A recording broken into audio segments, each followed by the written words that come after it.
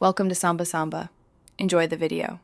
You start by forcing Chrome to use only mobile data.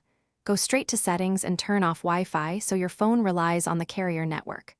Once done, open Chrome and check the network icon, LTE, 5G, or 4G, so you know speed expectations. Make sure mobile data itself is enabled and your plan has sufficient MB or GB, otherwise downloads will stop. This is the foundation. Without Wi-Fi off and data active, Chrome will not use mobile data exclusively. Now optimize Chrome settings so every request favors lower data. In Chrome settings, enable light mode or data saver to compress pages. This reduces images and background bytes.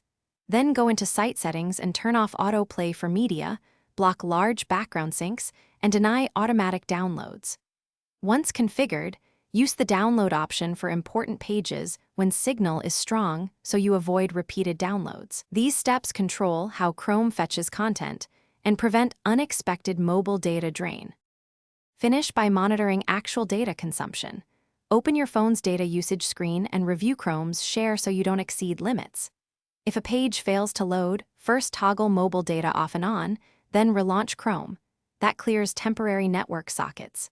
If problems continue, switch airplane mode on then off to force carrier re-registration, or switch DNS in system settings to a public resolver. This can fix routing or DNS issues. These final checks complete the process and handle the most common failures. Thanks for watching. Consider subscribing if we helped you.